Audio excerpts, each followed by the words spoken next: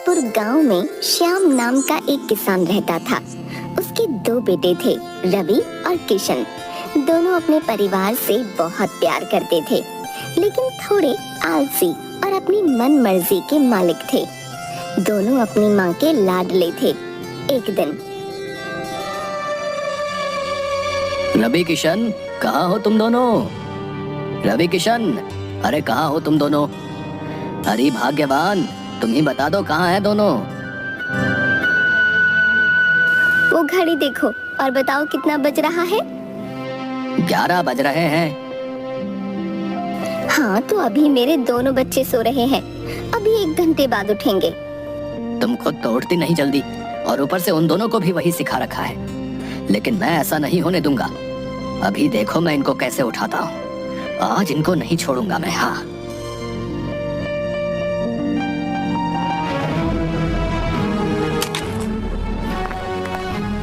श्याम पानी लेता है और उन दोनों पर डाल देता है।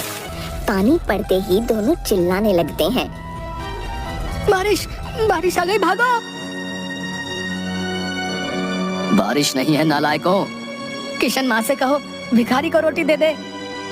तू ही बोल दे भाई, अभी तो आँख खोलने का मन ही नहीं कर रहा। भिखारी को भी अभी आना था।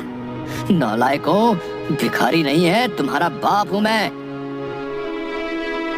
ये भिखारी की आवाज हमारे पिताजी की तरह क्यों लग रही है? हाँ बिल्कुल, उन्हीं की तरह ही लग रही है भाई। तभी श्याम पास में पड़ा अपना डंडा उठाता है और उन लोगों की पिटाई शुरू कर देता है। पिताजी पिताजी पिताजी पिताजी! अरे अरे बस करो, सुबह सुबह मेरे बच्चों को मार रहे हो।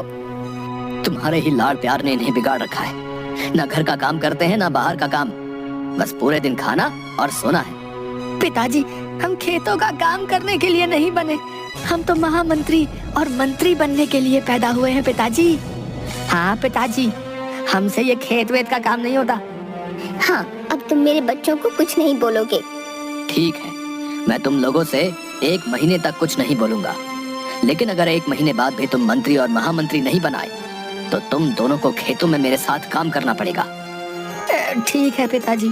हाँ पिताजी ठीक है, चलो अब आप जाओ और हमें सोने दो। अभी भी तुम लोगों को सोना है? हाँ पिताजी, अभी तो 12 बजने में पूरे 45 मिनट हैं। और अभी तो आपने कहा कि आप हमें कुछ नहीं बोलोगे।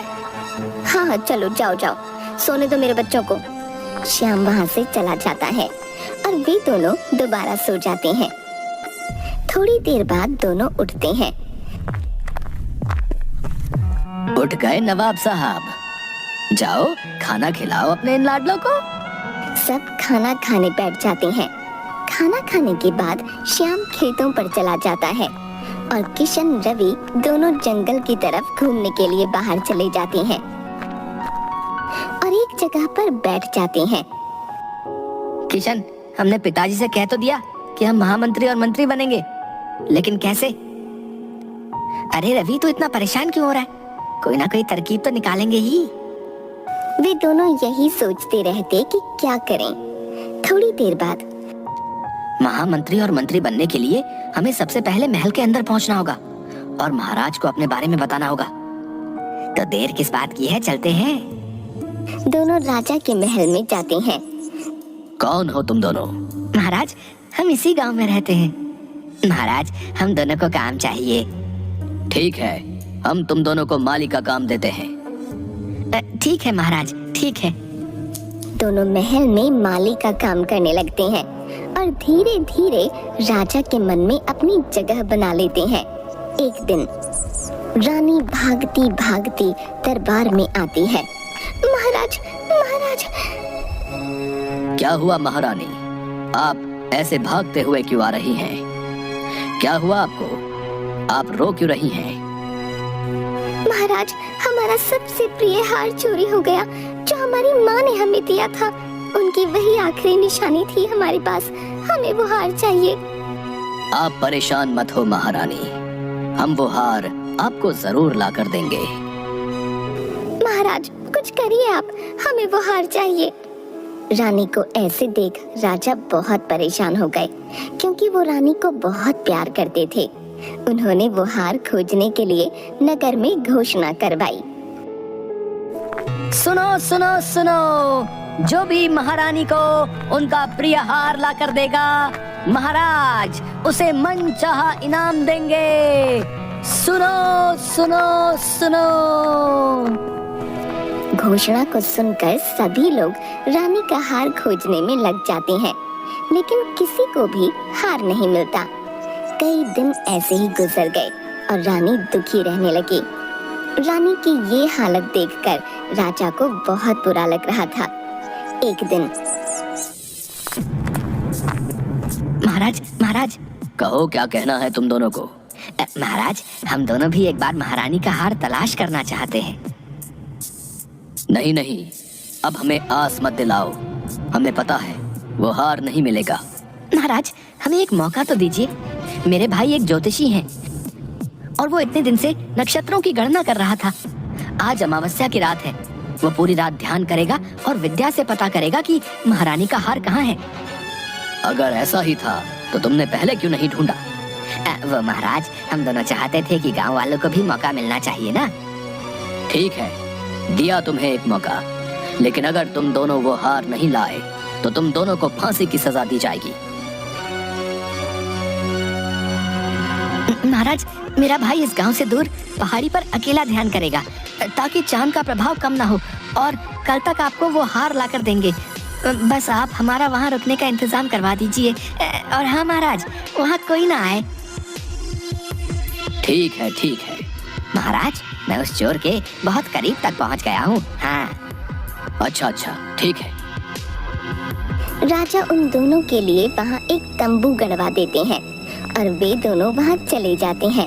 वहाँ पहुँचकर हमने महाराज को कह तो दिया कि हम हार को वापस ले आएंगे, लेकिन लाएंगे कैसे? तू परेशान मत हो, बस देखता जा और उस चौकी पर बैठ जा। वो बैठ जाता है। तभी वहाँ एक बूढ़ी औरत आती है।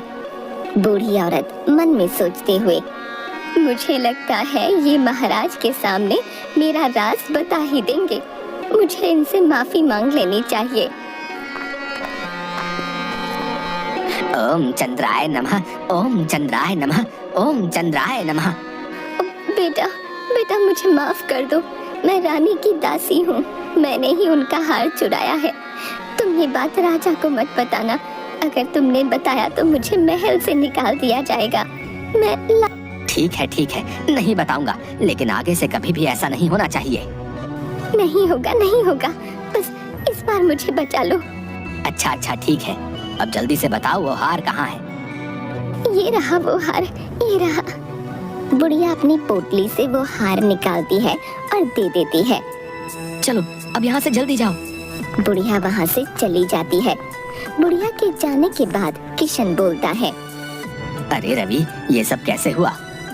मुझे पता था कि हार चोरी हुआ है और चोर अपने आप को बचाने के लिए हमारे पास जरूर आएगा, इसलिए तो मैंने महाराज से ये घोषणा करवाई थी।